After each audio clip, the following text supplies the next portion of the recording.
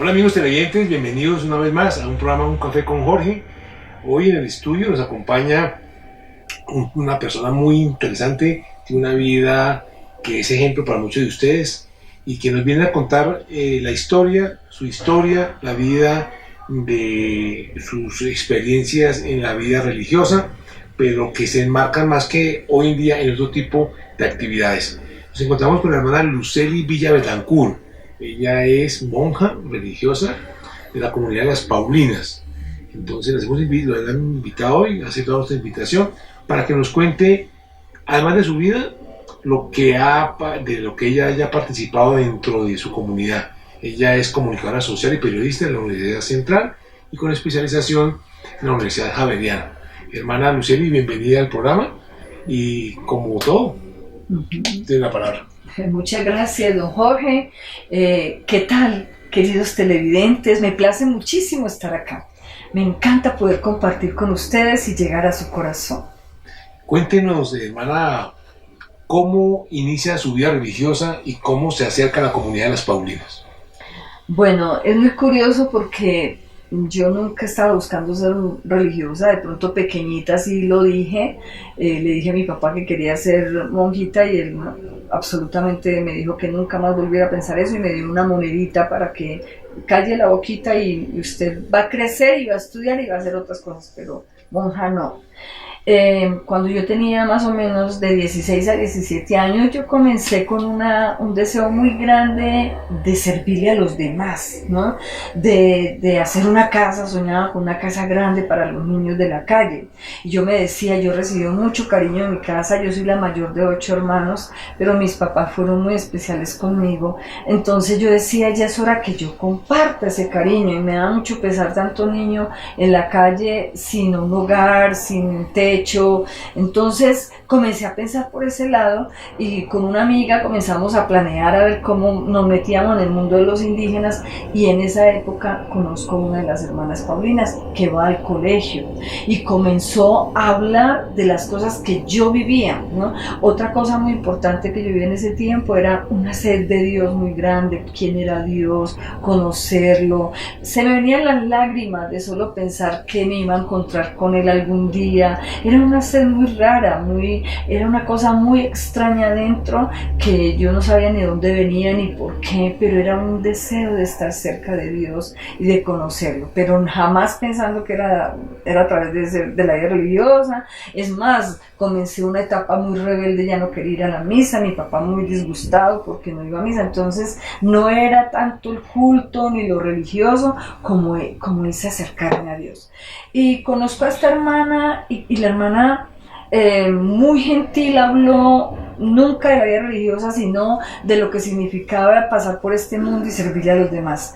Yo sentía que todo lo que hablaba era lo que yo experimentaba dentro. Entonces ella comenzó a invitarme a una serie de convivencias y yo ahí desarrollé un liderazgo que no me lo imaginaba. Esto sucede en Medellín. Eso vale sucede, la pena hacer el comentario en Medellín. Sí, propiamente en Itagüí. Sí. Yo estudiaba en un colegio muy conocido por el departamento, que era el Instituto Departamental Femenino. Entrar allí era muy difícil, había que hacer una serie de exámenes y bueno, pasé y fui muy feliz en este colegio. Entonces nos llevan nunca habíamos visto monjitas. La verdad, el colegio no era de religiosas, era un colegio público de los más famosos de Antioquia. Entonces entrar allí era un honor, poder entrar allí y estar allí y ver a esta hermana, no tanto porque fuera monja, sino por su discurso tan similar a lo que yo vivía. Yo comencé a estar detrás de ella, entonces ella empezó a confiar en mí, entonces yo convoqué a mis compañeras, íbamos a las convivencias y nos invitaron a un encuentro aquí a Bogotá. Yo nunca en mi vida había salido de Itagüí y nos invitan a Bogotá y era tanta la fuerza de liderazgo, yo lo vine a saber después de muchos años, de dónde venía toda esa fuerza, que vinimos 22 de mi colegio, 22, un bus lleno para esa convivencia. Y esa convivencia me apasionó. Yo decía, no, qué cosa maravillosa. Allí pudimos tener momentos de oración, encuentro con la palabra, con la Biblia. Yo decía, esto es maravilloso. Eso llenaba esa sed de Dios que tenía dentro. Y comencé a estar en grupos de oración y comencé a ir a visitar a los enfermos y hasta tener como la capacidad, no sé, el valor hasta de sanación. Entonces íbamos los domingos a orar. Cuando la hermana viene después de un tiempo y me encuentra completamente transformado, yo decía, a mí no me interesaba nada de lo religioso, que me interesaba eso de lo social. Entonces comenzamos a tener constantemente los domingos y a tener peleas con mi papá porque yo me iba muy temprano y no ayudaba a hacer nada en la casa. Entonces, como así el domingo debía ayudar y yo me iba, yo feliz, plena, estudiábamos la Biblia, ¿no? Y después al año me proponen venir a un retiro. Y ese retiro ahí sí era vocacional, pero yo tampoco sabía que era vocacional. Y ahí había que decidir si se hacía monja o no. O sea, fue un viaje sorpresa prácticamente. Claro, o sea, dijeron ven, y como la primera convivencia me gustó tanto, pues yo llegué a la segunda y dije, no, sí, yo dije, claro. No, la segunda me va a llenar, y realmente me llenó plenamente. Pero ahí sí ya empezó a hacer un discernimiento vocacional. La hermana empezó a decir que había visto en mí ese don de la vocación. Mi papá decía que me habían lavado el cerebro. No, papá, no, a mí no me han lavado cerebro, yo simplemente atendí a un llamado que sentía de Dios, que era seguirlo, escucharlo, conocerlo a través de la palabra. Ya después me muestran esta congregación y quiero confesar que yo no entré a la comunidad porque era de comunicación, me apasiona la comunicación, pero cuando yo entré, a mí no era la comunicación la que me atraía, era Dios. Yo quería seguirlo a Él, ser de Él. Y cuando a mí me muestran como los aspectos de la vocación de la vida religiosa, yo sentía que eso yo lo tenía. Entonces, acepté. Es impresionante ese relato que su merced hace porque es como encontrar lo que yo quiero. Sí. Contado por otra persona. Sí. Y me identifiqué inmediatamente con esas mentalidades, con ese ideal. Sí, pero mire que sin decirme que era la vida religiosa, es lo más curioso. No, es que yo creo que si a mí me dicen, no sé, esto es una pastoral vocacional, capaz que yo no voy, porque yo le huyo. A mí no me interesa hacer monja. Y lo más importante del tema de las Paulinas, como decía la hermana, es que esa comunidad se ha dedicado mucho a la comunicación, a la publicación de libros, a orientación a través de conferencias. Entonces mire cómo ella, su instinto de búsqueda de Dios, de comunión con Dios, la lleva a una comunidad que es especialista en comunicación. Y posteriormente entra a la universidad a estudiar comunicación y periodismo. O sea, es una unión muy linda, un encadenamiento de unos Yo siento que es como el camino que el Señor hace con uno. O sea, el Señor es el dueño de nuestra historia. Sí.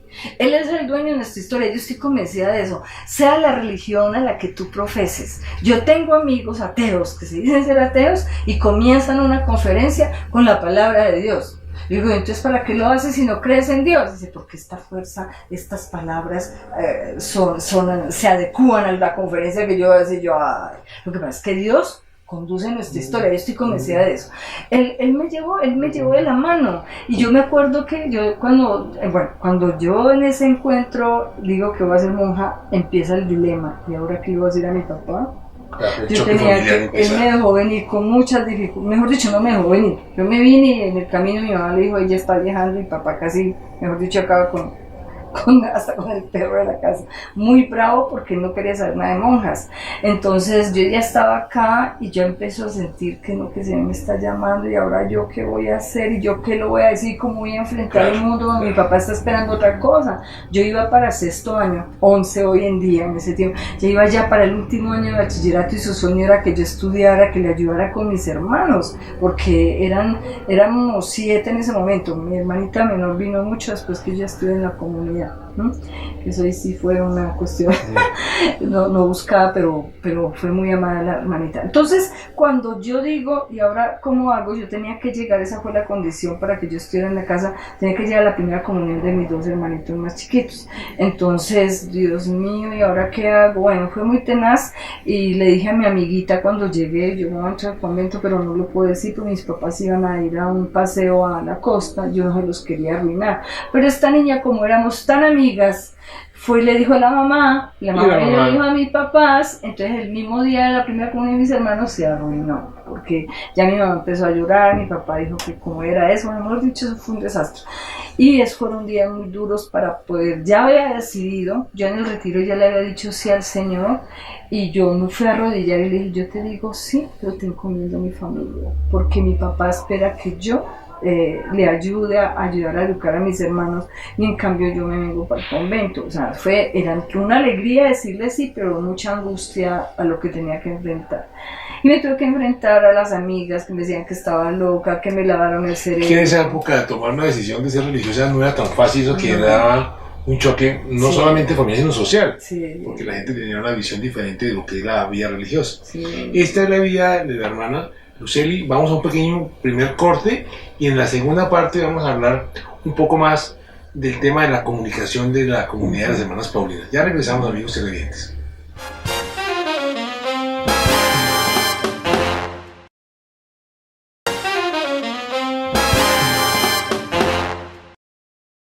Gracias, amigos televidentes, por continuar con nosotros aquí en el canal 8 de Multivisión en Un Café con Jorge.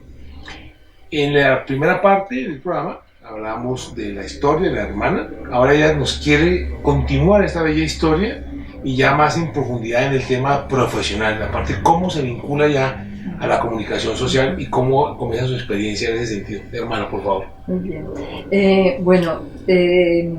La comunidad tiene una misión muy bonita, que es el anuncio del Evangelio a través de los medios de comunicación social y la formación integral de las personas, ¿no? Entonces no somos las hermanas que atienden ancianatos o que atienden colegios.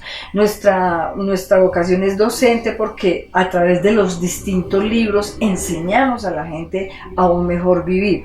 Entonces ya en mi etapa de formación yo empiezo a descubrir que tenía una gran capacidad para la comunicación.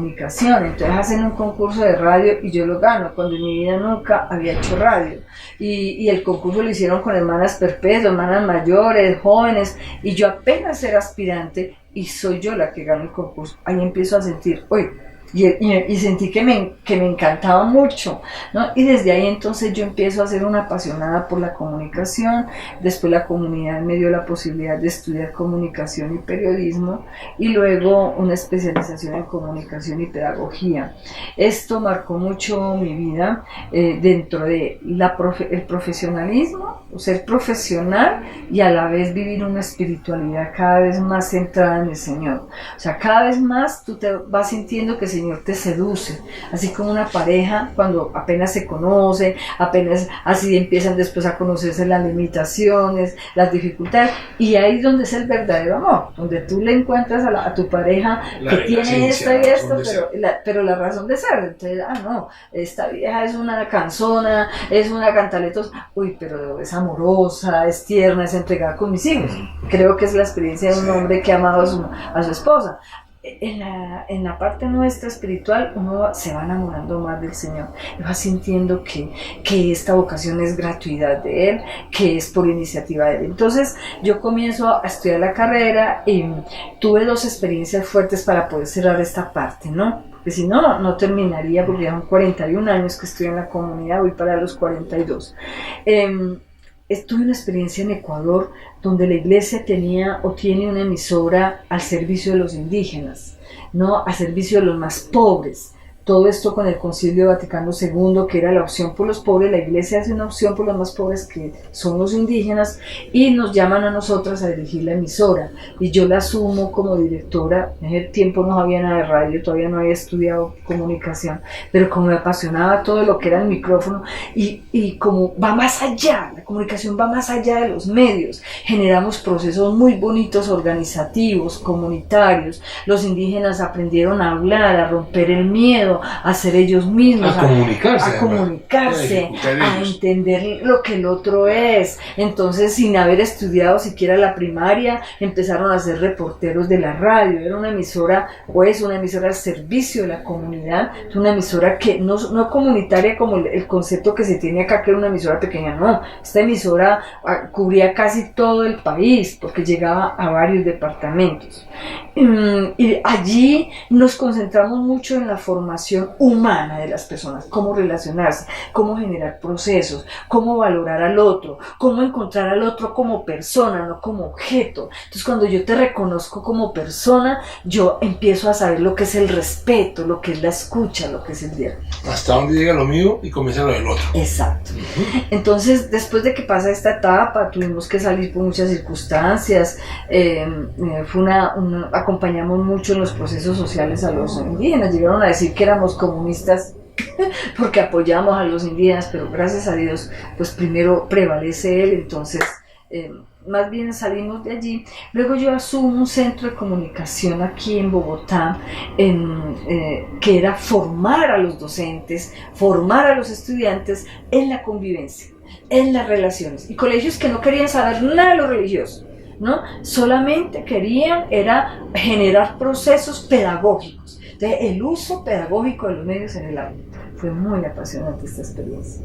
Y hoy en día, entonces, estoy al frente de un departamento que se llama Comunicación y Mercadeo, donde también es una relación muy bonita con la gente, interactuar con las personas y conocer más su realidad para ver cómo nosotras como Paulinas hacemos producciones, creamos libros, creamos videos, creamos canciones partiendo de la realidad que cada una de las personas vive.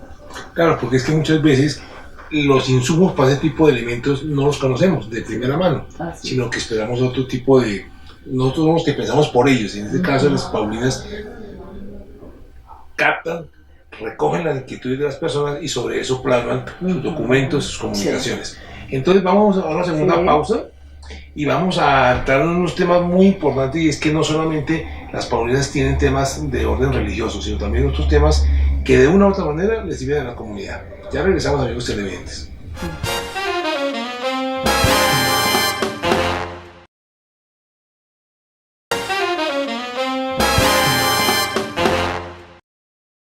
Bueno, nuevamente, amigos televidentes, gracias por seguir con nosotros. Ya para este tercer y último segmento del programa, la hermana Lucero nos va a contar brevemente lo que es la historia de la comunidad de las Paulinas. Como lo decíamos en el segmento anterior, es una comunidad que se dedicaba a la comunicación, a hacer libros, a hacer documentos. Ella nos va a contar brevemente cómo comienza esa historia, para luego en posteriores programas cómo la trayectoria ha mejorado. Hermana, por favor. Bueno, las Paulinas nacen en Alba, Italia, bajo la dirección de un sacerdote que en ese momento era seminarista. Cuando él sintió el llamado, él a los 16 años siente, pasando el siglo XIX a XX, él siente que tiene que hacer algo por Dios y por los hombres del nuevo siglo. En ese momento había mucho auge, pero muchísimo auge con todo lo impreso. Todavía hay muchos periódicos, muchas revistas, pero que todas comunistas o que muy en contra de la iglesia. En ese tiempo era una iglesia muy conservadora. Entonces él sentía que él tenía que hacer algo para oponer prensa a prensa. O sea, hay esta prensa que habla mal y que no le ayuda a las personas, entonces vamos a crear una prensa de la buena nueva. Y él empezó desde los 16 años, o sea, desde que pasa el siglo, desde 1900 hasta 1914, que funda a los Paulinos, a la Sociedad San Pablo. Y en 1915 nacemos nosotras, con el mismo carisma, con la misma misión de anunciar el Evangelio a través de los medios. Y un hombre muy apasionado por la palabra de Dios, un hombre que se preparó mucho en el seminario, que inclusive lo echaron de un seminario, lo echaron porque él solo se dedicaba a leer. Entonces decían, no, pues este hombre lo que no tiene tanto interés en ser sacerdote, sino leer.